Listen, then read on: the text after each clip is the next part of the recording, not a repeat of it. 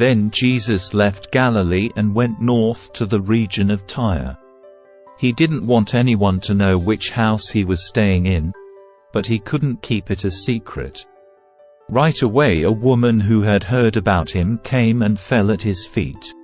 Her little girl was possessed by an evil spirit, and she begged him to cast out the demon from her daughter. Since she was a Gentile, born in Syrian Phoenicia, Jesus told her, "First I should feed the children, my own family, the Jews.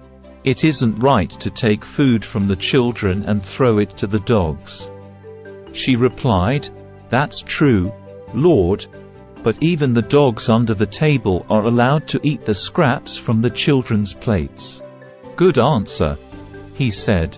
"Now go home, for the demon has left your daughter." And when she arrived home, she found her little girl lying quietly in bed, and the demon was gone. Jesus left Tyre and went up to Sidon before going back to the Sea of Galilee and the region of the 10 towns. A deaf man with a speech impediment was brought to him, and the people begged Jesus to lay his hands on the man to heal him. Jesus led him away from the crowd so they could be alone. He put his fingers into the man's ears. Then, spitting on his own fingers, he touched the man's tongue.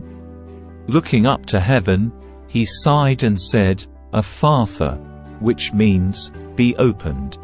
Instantly the man could hear perfectly, and his tongue was freed so he could speak plainly. Jesus told the crowd not to tell anyone, but the more he told them not to, the more they spread the news.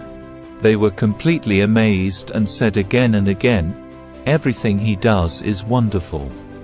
He even makes the deaf to hear and gives speech to those who cannot speak."